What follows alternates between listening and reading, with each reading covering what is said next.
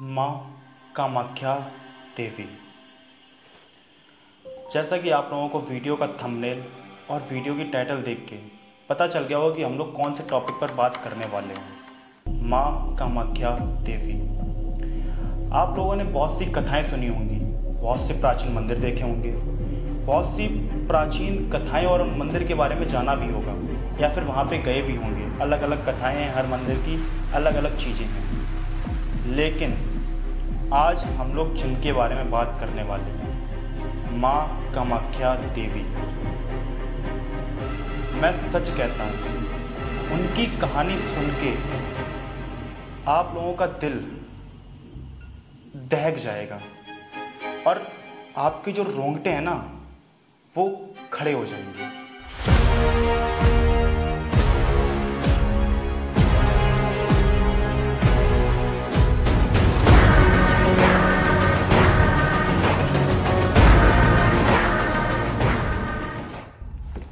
आज हम बात करेंगे कि आखिर ये माँ कामाख्या कौन थी और माँ कामाख्या एक शक्तिपीठ कैसे बना। एक बात और, जब आप इस कहानी को जानेंगे ना कि माँ कामाख्या देवी कौन थी और ये शक्तिपीठ कैसे बना, मैं सच कहता हूँ आपका दिल जो दिल है ना, दिल ये अंदर से रो पड़ेगा। क्योंकि यार कहते हैं ना, माँ आखिर माँ होती है। और मैं इस वीडियो में जितने भी लोग मेरी वीडियो को देख रहे हैं, ना, मैं उन सबसे एक बात और कहना चाहता हूँ। एक बार लाइफ में, सिर्फ एक बार माँ कामाख्या देवी मंदिर जरूर जाइए।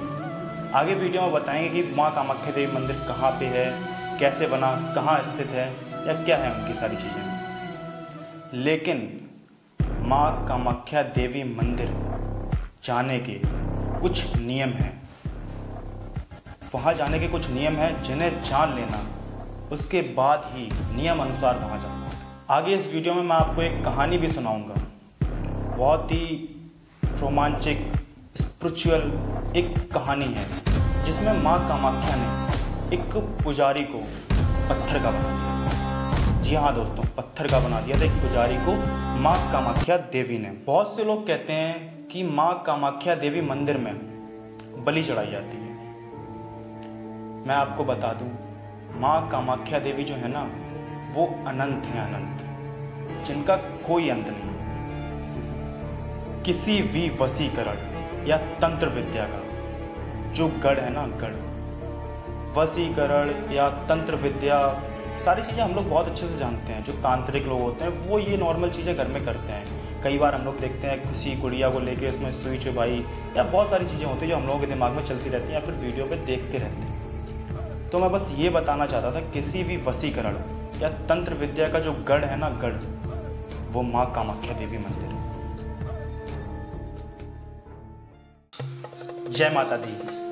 अभी आप लोगों ने एक बहुत ही सॉलिड इंट्रो देखा होगा, बहुत ही शानदार, बहुत ही सॉलिड इंट्रो देखा होगा। और हाँ, मैं वादा करता हूँ आगे वीडियो में भी आप कुछ ऐसा जानेंगे या फिर ऐसा कुछ सुनेंगे जिसे जान के, जिसे सुन के आपका दिल जो है ना, वो दहक जाएगा। जी हाँ दोस्तों, मैं बार बार आपसे एक ही बात कह रहा हूँ कि आपका दिल दहक जाएगा, आपके रोंगटे खड़े हो जाएंगे। बस एक बार वीडियो को बिना स्किप किए पूरी वीडियो देखना, क्योंकि हमारा भी फर्ज बनता है कि हम लोग अपने देवी देवताओं के बारे में जानें, या जो हमारे प्राचीन मंदिर हैं उनके बारे में जानकारी लें, या जो हमारे देवी देवता थे उनकी क्या कहानियाँ रही हैं उसे पूरा जानें, ठीक तरीके से जानें। लेकिन आप लोगों से एक छोटी सी रिक्वेस्ट है, आप लोग हमारे चैनल को सब्सक्राइब कर लीजिए और बेल आइकन को दबा लीजिए, ताकि हमारी सबसे अच्छी वीडियो आप लोगों तक सबसे पहले पहुँच सके। तो चलिए वीडियो को एंजॉय कीजिए।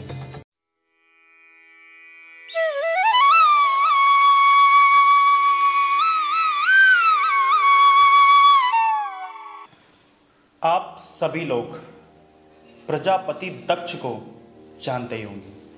जी हाँ दोस्तों, मैं उन्हीं प्रजापति दक्ष की बात कर रहा हूँ जो माता सती के पिताश्री थे। बात उस समय की है जब प्रजापति दक्ष ने अपने यहाँ एक यज्ञ रखा था एक बहुत बड़ा यज्ञ रखा था।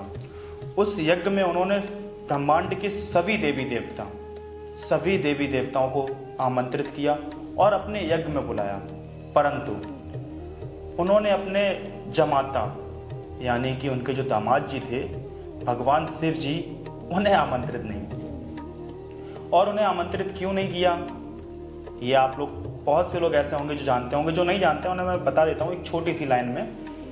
जो प्रजापति दक्ष जो थे ना, वो माता सती का विवाह भगवान शिव से नहीं कराना चाहते थे, क्योंकि वो भगवान विष्णु की पूजा करते थे और उन्हें भगवान शिव पसंद नहीं थे। इसलिए तो जब प्रजापति दक्ष ने अपने यहाँ यज्ञ रखा और भगवान शिव को अपने यहाँ आमंत्रित नहीं किया। देखिए हमारे यहाँ क्या होता है, जो जमाता होते हैं मतलब जो दामाद होते हैं, उन्हें किसी भी पूजा में या फिर किसी भी कार्य में, जो शुभ कार्य होते हैं, उन्हें सबसे पहले आमंत्रित करते हैं। एक तो इसलिए प्रजापति दक्ष को भगवान शिव को आमंत्रित करना चाहिए था, दूसरा देवों के देव महादेव भाई, इसलिए भी उन्हें बुलाना चाहिए था, परंतु उन्होंने नहीं बुलाया।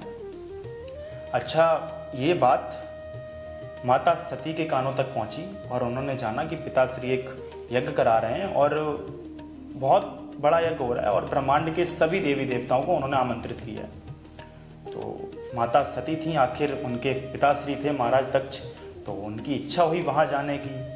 तो वो गई भगवान शिव के पास और उन्होंने भगवान शिव से कहा कि प्रभु, हमारे पिताश्री ने एक यज्ञ रखा है और हम वहाँ जाना चाहते हैं। तो भगवान शिव ने माता सती को बहुत समझाया। उन्होंने कहा कि उन्होंने हमें आमंत्रित नहीं किया है और किसी भी जगह बिना आमंत्रित के जाना नहीं चाहिए, शुभ नहीं होता है।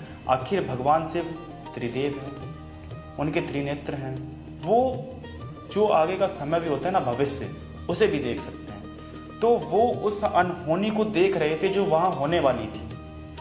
परंतु आजकल आप सभी लोग जानते हैं कि स्त्री हट जो होती है ना, वो माता सती ने कर ली प्रभु से कि नहीं, हमें तो वहाँ जाना है और हम वहाँ अवश्य ही जाएंगे।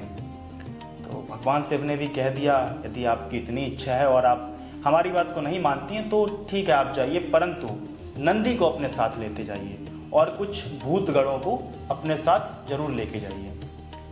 ठीक है, माता सती तैयार हो गई और माता सती ने मन में एक बात सोची कि हम वहाँ जाएंगे महाराज प्रजापति दक्ष के यहाँ, अपने पिताश्री के यहाँ, और अपने पिताश्री से कहेंगे कि आप हमारे प्रभु को भी बुलाइए, मतलब भगवान शिव को भी बुलाइए, आमंत्रित कीजिए, वो जरूर चले आएंगे।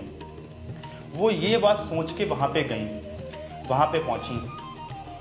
जितनी भी उनकी बहनें थीं वो सभी अपने अपने पतियों के साथ वहाँ खड़ी थीं, परंतु माता सती अपने बिना पति के वहाँ पे खड़ी थी। तो वो धीरे से गई महाराज दक्ष के पास। उन्होंने कहा, पिताश्री, आप एक बार भगवान शिव तक आमंत्रित पहुंचाइए, आमंत्रण जो होता है ना उसे पहुंचाइए, भगवान शिव तुरंत चले आएंगे। परंतु जो महाराज दक्ष जो थे, जैसा कि हम लोग जानते हैं कि वो भगवान शिव को पसंद नहीं करते थे। वो इतनी सी बात पे बहुत क्रोधित हो गए, बहुत ज़्यादा क्रोधित हो गए। उन्होंने बहुत अवशब्द, जो अशब्द होते हैं ना, वो भगवान शिव के लिए माता सती के सामने कहे। बहुत ही ज़्यादा अशब्द माता सती के सामने भगवान शिव के लिए की, उनकी बहुत ज़्यादा निंदा की। माता सती को ये बात अच्छी नहीं लगी, बुरी लगी। वो वहाँ पे रोने लगी। माता सती ने महाराज दक्ष से कहा कि आप शायद एक बात भूल रहे हैं। आपने जब देवी की पूजा की थी और वर में हमें मांगा था, तो आपसे एक बात कही गई थी कि आपके यहाँ हम रूप लेके तभी आएंगे जब आप हमें कभी क्रोधित नहीं होने देंगे या कभी रोने नहीं देंगे, परेशान नहीं होने देंगे, तो ही हम आपके यहाँ रहेंगे। हमेशा खुश रहने चाहिए। और दूसरा कारण ये भी था, भगवान शिव से मिलन होना था। दो कारण थे उनके। उन्होंने ये दोनों बातें कही। उसके बाद वहाँ पे जो हवन जल रहा था ना, यज्ञ, उस यज्ञ में माता सती ने आहुति दे दी अपनी। और हाँ, एक बात और जो बहुत से लोगों को नहीं पता होगी, मैं आपको बताता हूँ। जो अग्नि जल रही थी ना, वो अग्नि तो जानते हैं सभी, अग्निदेव की होती है। माता सती ने अग्निदेव का आह्वान किया, परंतु जो अग्निदेव थे ना वो वहाँ पे प्रकट नहीं हुए। क्यों प्रकट नहीं हुए, उसका भी एक रीजन है, क्योंकि अग्निदेव जानते थे यदि हम प्रकट हो गए और माता सती इसमें आवाहित हो गई तो भगवान शिव का जो क्रोध है ना वो सब पर बरसेगा। तो इसलिए अग्निदेव वहाँ पे प्रकट नहीं हुए और माता सती ने अपनी खुद की अग्नि वहाँ पे प्रकट की और उसमें ये बात भगवान शिव तक पहुँची। जब भगवान शिव तक ये बात पहुँची तो हम सभी लोग जानते हैं कि भगवान शिव का जो क्रोध है ना वो बहुत ही भयानक वाला है, तांडव होता है उनका। फिर तो जब भगवान शिव तक ये बात पहुंची कि उनकी जो पत्नी है, धर्म पत्नी है माता सती, उन्होंने अग्नि में अपनी आहुति दे दी। अब भगवान तो बहुत क्रोधित हैं, वो सीधे वहां से चले आए। वहां से आकर के उन्होंने माता सती के पास गए। माता सती का जो बॉडी थी उनकी उसे अपने दोनों हाथों पे रखा और चारों तरफ घूमने लगे, ब्रह्मांड के चक्कर काटने लगे। एक तो क्रोधित बहुत थे और अंदर से ही टूट चुके थे। माता सती उनकी पत्नी थी और जब पत्नी ही ना बचे तो भगवान शिव जो थे ना वो अंदर से बहुत ज़्यादा टूट चुके थे, बहुत ज़्यादा टूट चुके थे। मतलब उन्हें कुछ दिख नहीं रहा था कि संसार क्या है या फिर आगे क्या होना है, क्या करना है, उन्हें कुछ नहीं दिख रहा था। वो अंदर से पूर्ण रूप से टूट चुके थे। एक और कहानी है इसके पीछे की, उन्होंने महाराज दक्ष का क्या किया था वो एक अलग चीज़ है, वो हम लोग अगली वीडियो में देखेंगे। एक नई वीडियो बनाएंगे उसके ऊपर एक अलग टॉपिक पर कि भगवान शिव ने आखिर माता सती जो आहुति देने के बाद महाराज दक्ष का क्या किया भगवान शिव ने। तो जब भगवान शिव ब्रह्मांड के चारों तरफ चक्कर काटने लगे थे ना तो सभी देवी देवता भगवान विष्णु के पास पहुँचे। ब्रह्मा जी, नारद जी या जितने भी देवी देवता हैं वो सभी लोग जाके इंद्रदेव भी भगवान विष्णु के पास पहुँचे। उनके सामने अपनी बात रखी कि प्रभु ऐसा ऐसा हो गया है और भगवान शिव जो हैं वो पूरे ब्रह्मांड के चक्कर काट रहे हैं।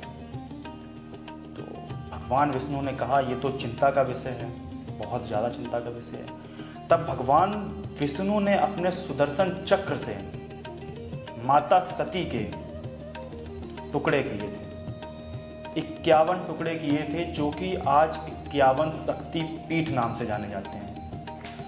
तो जिस जगह पर उनका जो जो शरीर का हिस्सा गिरा वहाँ पे एक अलग अलग शक्तिपीठ बनता चला गया। एक अलग अलग शक्तिपीठ बनता गया। जहाँ उनके नेत्र गिरे वहाँ नैना देवी बन गई, जहाँ उनका हाथ गिरा वहाँ एक अलग शक्तिपीठ बन गया, जहाँ उनके चरण गिरे वहाँ एक अलग शक्तिपीठ बन गया। मतलब हर जगह का एक अलग अलग शक्तिपीठ बन गया। जहाँ पर उनकी योनि गिरी उस जगह पर माँ कामाख्या देवी मंदिर बना। जी हाँ दोस्तों, जिस जगह पर उनकी योनि गिरी उस जगह पर माँ कामाख्या देवी मंदिर बना। और हाँ दोस्तों, ये जो माँ कामाख्या देवी शक्तिपीठ है ना, ये सबसे ज़्यादा शक्तिशाली शक्तिपीठ है, सबसे ज़्यादा। यहाँ पर जो तांत्रिक हैं, तंत्र विद्याएं हैं, वो सारी बहुत ही ज़्यादा हैं। यहाँ की जो शक्तियाँ हैं वो सभी शक्तिपीठों से बहुत ज़्यादा हैं। तो जिस जगह पर उनकी योनि गिरी थी उस जगह पर माँ कामाख्या देवी मंदिर बना, एक शक्तिपीठ बना। तो जैसा कि दोस्तों अभी मैंने आपको बताया कि माँ कामाख्या देवी मंदिर कैसे बना, कैसे माँ कामाख्या देवी मंदिर की स्थापना हुई, कैसे माता यहाँ पर स्थापित हुई। अब बहुत से लोग ऐसे भी होंगे जो माता के दर्शन करना चाहते होंगे लेकिन उन लोगों को रास्ता नहीं पता है वहाँ कैसे जाएं या कहाँ पर है मंदिर या जो भी चीज़ें हैं। तो मैं आप लोगों को बता देता हूँ कि मंदिर कहाँ पर बना है। हमारे भारत में एक राज्य है असम, जो कि वेस्ट बंगाल की तरफ पड़ता है। असम की एक राजधानी है दिसपुर। दिसपुर से 7 किलोमीटर की दूरी पर एक नीलांचल पर्वत है, जिस पर्वत पर माता का मंदिर जो है वो स्थापित है। जो माता का मंदिर है वो वहाँ पर स्थापित है। अब मैं आप लोगों को बता देता हूँ कि माता के जो दर्शन करने का समय है वो क्या है। सुबह 8 बजे से लेकर आप शाम को 5 बजे तक माता के दर्शन कर सकते हैं, लेकिन आपको दर्शन करने में करीब 4 से 5 घंटे लग जाते हैं। जी हाँ दोस्तों, माता के दर्शन करने में 4 से 5 घंटे लग जाते हैं, क्योंकि माता की जो भक्तों की भीड़ है ना, वो बहुत ज़्यादा होती है यहाँ पर। लेकिन यहाँ पर लोगों ने एक और सुविधा हमारे लिए उपलब्ध कर रखी है, जो सुविधा है आप एक VIP टिकट ले सकते हैं, जिस टिकट की प्राइस है 501 रुपये। जी हाँ दोस्तों, आप 501 रुपये देकर एक टिकट परचेस करते हैं, उसके बाद आप सीधा माता के दर्शन कर सकते हैं। लाइन की झंझट खत्म हो जाएगी, चिकचिकबाजी खत्म हो जाएगी, जो भीड़ भक्कड़ होती है, जो सारी चीज़ें होती है, वो सारी चीज़ें खत्म हो जाएंगी आपकी। आप सीधा जाएंगे, माता के बहुत करीब से दर्शन कर सकते हैं, सीधा माता के दर्शन कर सकते हैं। लेकिन हाँ दोस्तों, मेरा आपसे एक सवाल है, जो आजकल मंदिरों में VIP टिकट की सुविधा चल रही है, क्या वो सुविधा ठीक है? वैसे मेरे हिसाब से तो ये सुविधा कहीं ना कहीं गलत है, क्योंकि आजकल क्या है, मतलब हर मंदिर में मैंने देखा कि VIP टिकट की सुविधा ओपन कर दी गई है। बहुत से गरीब हैं जो सुविधा नहीं ले सकते हैं, VIP टिकट परचेस नहीं कर सकते हैं, लेकिन वो भी दर्शन करने के लिए जाते हैं। भाई किसी गरीब के साथ अगर 6 लोग जाते हैं, 7 लोग जाते हैं, तो 3, 3,500, 4,000 रुपये तो उनका VIP टिकट का वही हो गया। तो वो कैसे कर सकते हैं ना उस चीज़ को परचेस? तो मैं आपसे यही जानना चाहता हूँ, जो ये VIP टिकट की सुविधा ओपन की है, क्या वो ठीक है या गलत है? आप कमेंट में ज़रूर बताइए। चलिए वीडियो को आगे कंटिन्यू करते हैं। जब आप माता के दर्शन करने के लिए मंदिर में जाएंगे, तो यहाँ पर आपको कोई मूर्ति या चित्र नहीं दिखेगा, किसी भी प्रकार की मूर्ति या चित्र नहीं दिखेगी। जी हाँ दोस्तों, अब भाई किसी भी प्रकार की मूर्ति या चित्र नहीं दिखेगा, तो दर्शन किसके करने जा रहे हैं ना? मैं आपको बताता हूँ, यहाँ पर माता की एक योनि है। जी हाँ दोस्तों, योनि बनी हुई है, जिसके हम लोग दर्शन करते हैं। और हाँ दोस्तों, यहाँ की एक खास बात ये भी है, यहाँ पर प्रसाद जो है ना, वो बहुत अनोखा मिलता है। हम लोग बहुत से मंदिरों में जाते हैं, अलग अलग मंदिरों में गए हुए हैं, वहाँ पर प्रसाद के रूप में हमें फल मिलता है, मिठाई मिलती है, बूंदी मिलती है, लड्डू मिलते हैं, सभी अलग अलग प्रकार के फल मतलब हमें प्रसाद मिलता है। लेकिन यहाँ का जो प्रसाद है, वो बहुत ही अनोखा प्रसाद है। यहाँ पर दोस्तों प्रसाद क्या मिलता है, मैं आपको बताता हूँ। जो माता का मासिक धर्म का कपड़ा होता है, हाँ, जो माता का मासिक धर्म का कपड़ा होता है ना, लाल रंग का, वो हमें प्रसाद के रूप में दिया जाता है, जिसे हम लेकर के अपने पास रख सकते हैं। यहाँ पर लोगों की मान्यता ये भी है, इस प्रसाद को लेने के बाद आप लोगों के घर में धन आता है और आपके जो कार्य हैं वो सफल होने लगते हैं। आप अपने लाइफ में, करियर में सक्सेस हो सकते हैं, आगे जा सकते हैं। मतलब कई प्रकार की अलग अलग मान्यताएं हैं जो भक्त बताते हैं, जो चीज़ें हैं हमने देखी हैं, पढ़ी हैं, सुनी हैं, उन सभी के बारे में लोग यही कहते हैं। तो दोस्तों, जैसा कि अभी मैंने आपको माँ कामाख्या देवी मंदिर की कहानी बताई, उनकी कथा सुनाई, कैसे माँ कामाख्या देवी मंदिर जो है वो बना, कैसे एक महाशक्ति पीठ बना, मैंने आपको पूरी कहानी विस्तार से बताई। परंतु हमारे इस कहानी के अभी भी 2 टॉपिक बाकी रह गए हैं। पहला टॉपिक, कैसे माँ कामाख्या देवी ने एक पुजारी को पत्थर का बना दिया, और दूसरा टॉपिक, माँ कामाख्या देवी मंदिर में बकरे की बलि क्यों दी जाती है। जी हाँ दोस्तों, ये दोनों ही बहुत खास टॉपिक हैं, और इन टॉपिक के बारे में लोगों के मन में हमेशा मतलब हलचल मची रहती है कि माँ कामाख्या देवी मंदिर में आखिर क्यों बकरे की बलि दी जाती है, आखिर क्यों दी जाती है। तो इन 2 टॉपिक के बारे में मैं वीडियो ज़रूर लेके आऊँगा, अगर आप लोग कमेंट करते हैं तो ठीक है दोस्तों, मिलते हैं हम लोग अपनी अगली वीडियो में इन 2 टॉपिक के साथ, या फिर कोई नई वीडियो होगी। तब तक के लिए जय माता दी।